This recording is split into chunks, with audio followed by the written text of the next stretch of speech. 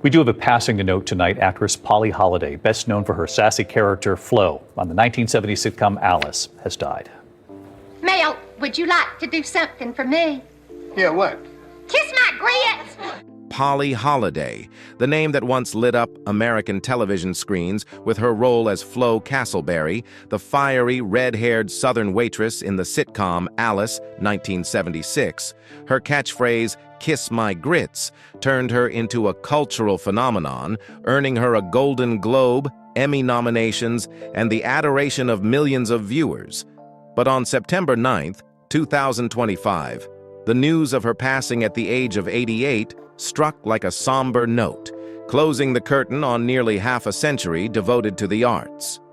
Yet behind the hearty laughter and magnetic presence on screen, Polly Holliday's life was far from the glitter her character embodied.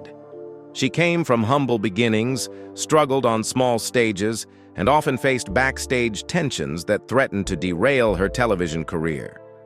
She chose to live single, without children, dedicating her entire life to her craft, a choice that earned her both admiration and a quiet sense of pity from many. She was once forgotten, once fought to reclaim her place, but she never allowed herself to abandon the stage. She endured personal tragedies in silence, and each comeback reminded audiences that a Southern actress once dared to break every mold.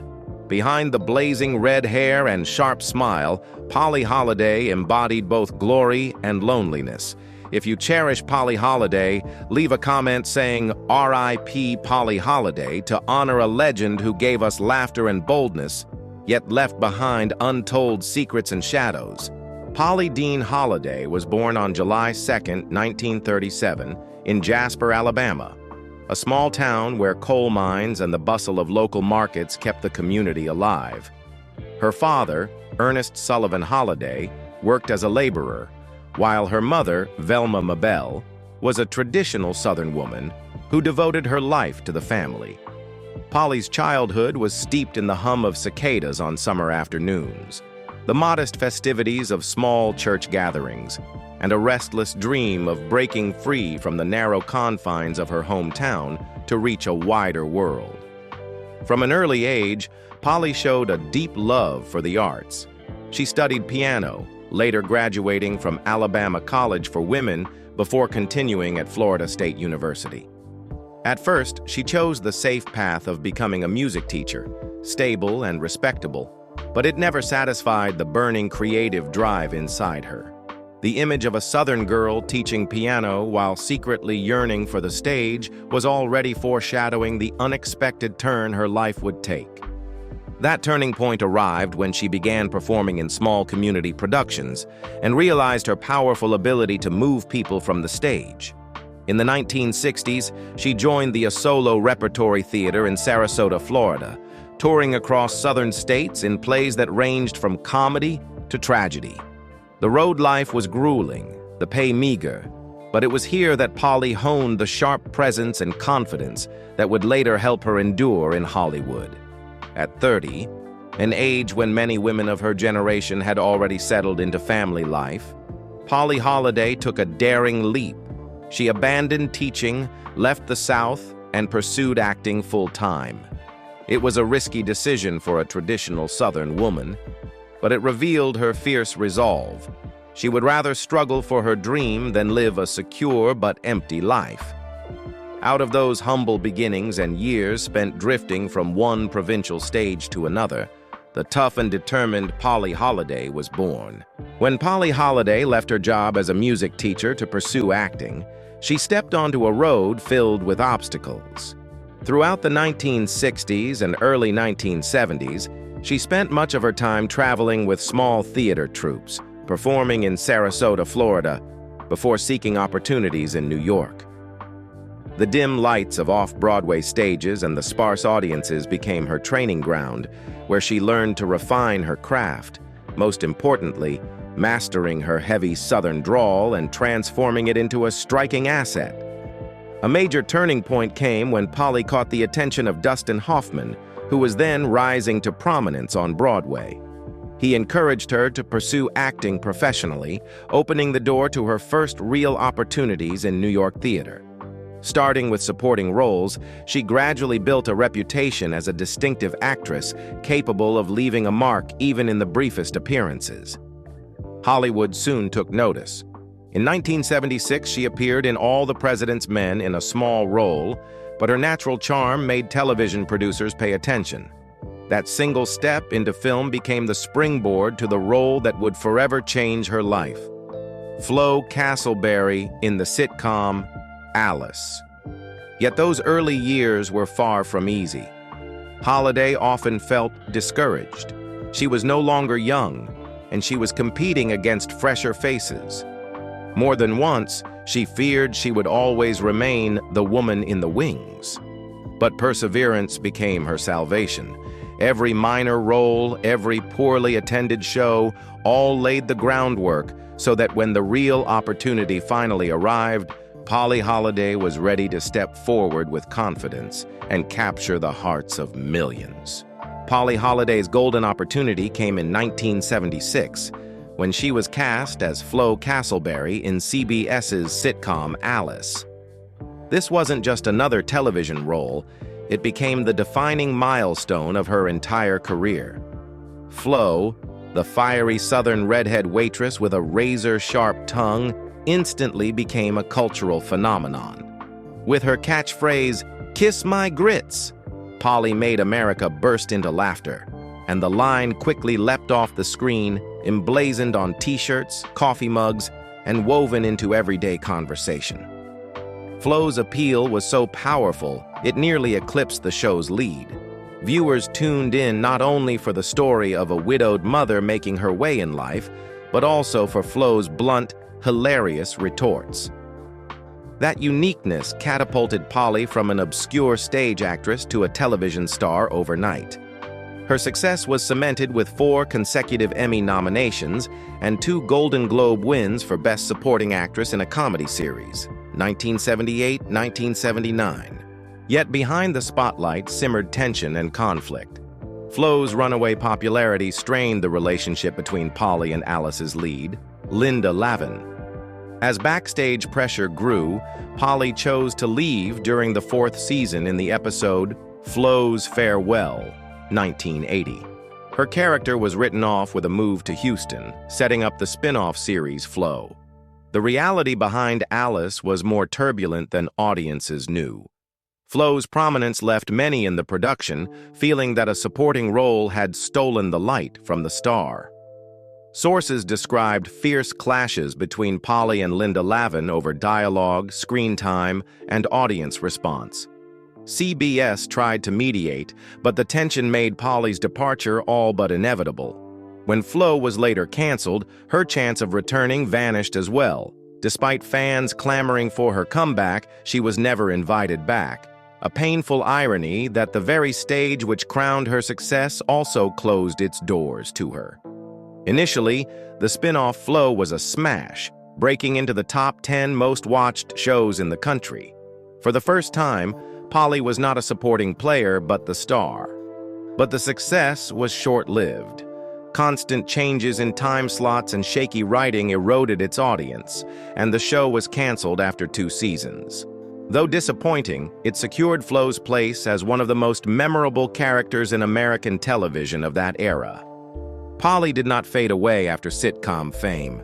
She proved her range in film, as the wicked Mrs. Deagle in Gremlins, 1984, a character audiences loved to hate, as a warm supporting presence in Mrs. Doubtfire, 1993, helping shape a family classic, and as a kind figure in The Parent Trap, 1998, introducing her to a new generation.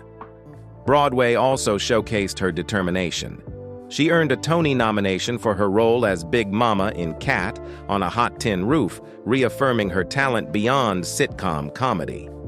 By the late 1990s, she continued to grace popular TV shows, appearing as Tim Allen's mother-in-law in Home Improvement and as a guest on The Golden Girls, always bringing her signature wit and charisma.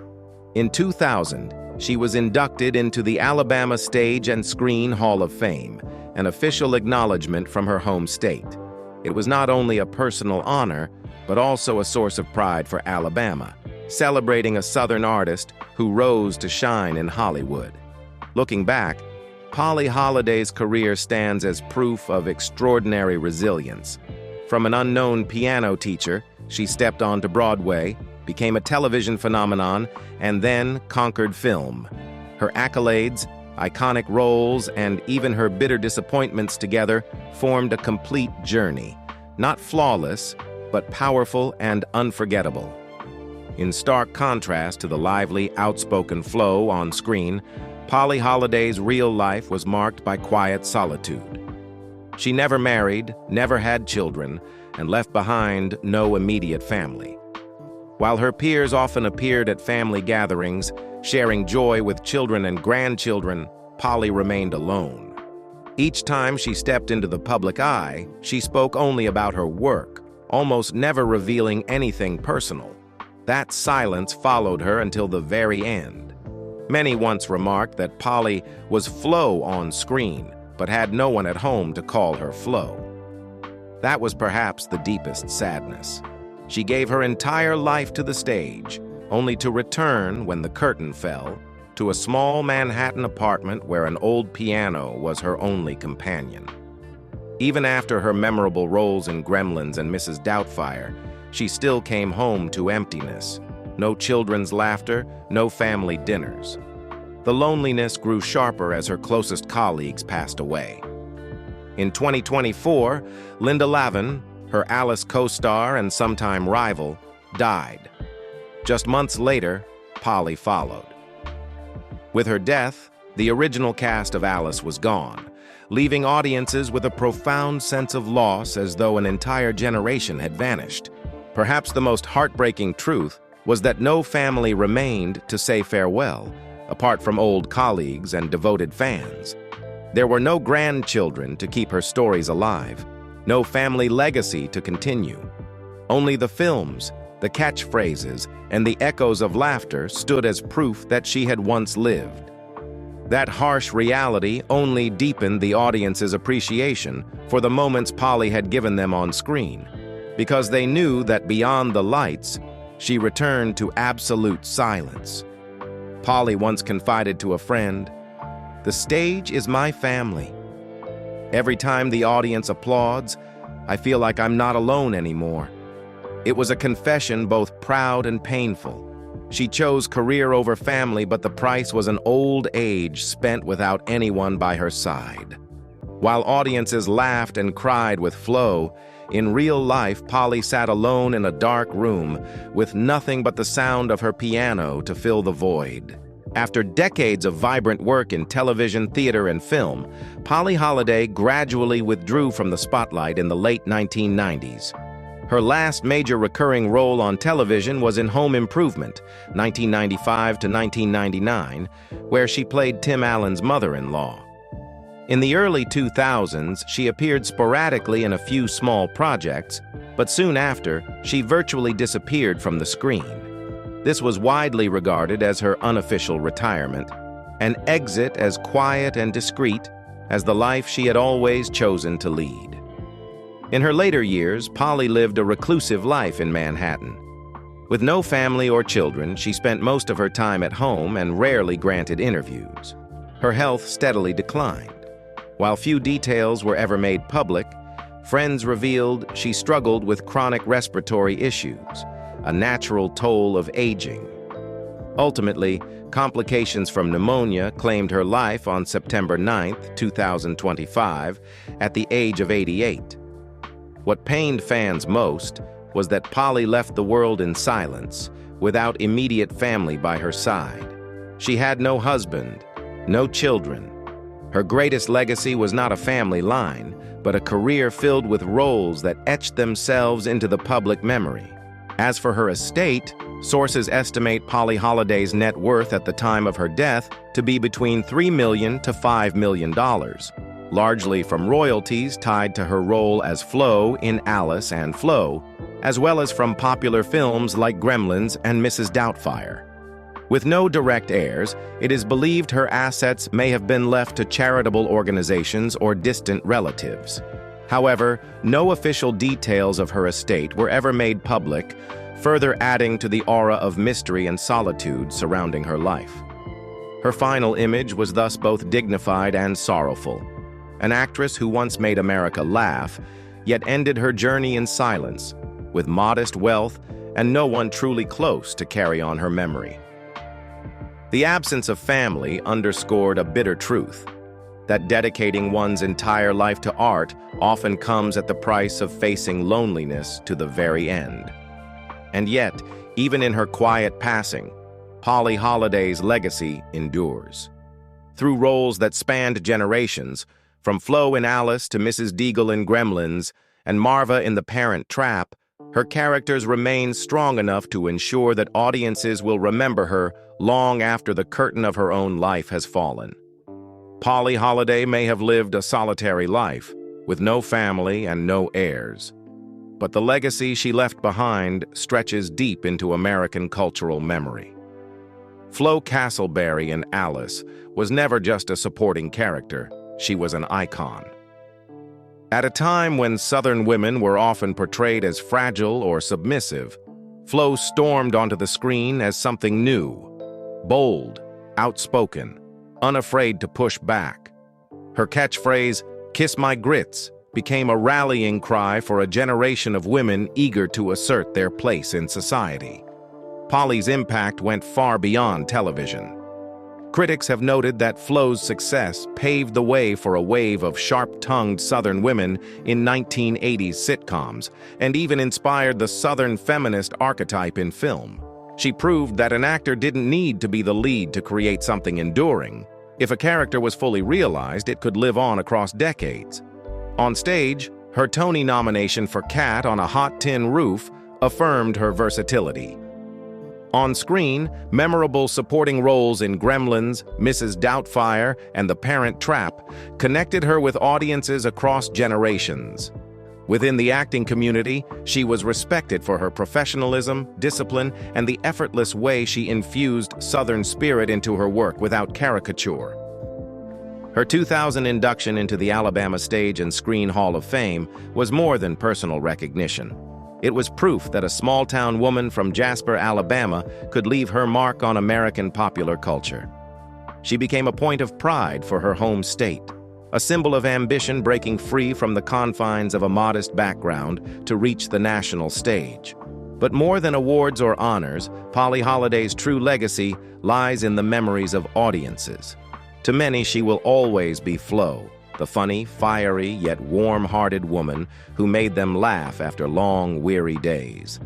To others, she stands as a testament to resilience, a woman who chose to define herself not through family, but through a lifetime devoted to her craft. Polly Holliday's name may not appear frequently on lists of Hollywood's all-time greats, but Flo and her other graceful performances have carved her permanently into America's cultural memory.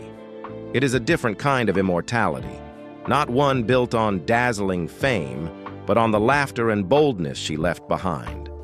Polly Holliday ended her life in silence, yet what she left behind will continue to echo. Laughter, boldness, and the immortal image of Flo Castleberry in the hearts of American audiences. She may not have had a traditional family of her own, but she embraced another kind of family, millions of viewers who laughed, felt moved, and loved her. Let us leave our heartfelt words in the comments to honor Polly Holliday, a woman who devoted her life to art, an irreplaceable icon of American television. If this story has brought you meaningful insights, don't forget to share the video with friends who, like you, admire Polly Holliday. And remember to follow our channel so you won't miss other moving stories about timeless Hollywood legends. See you in the next video.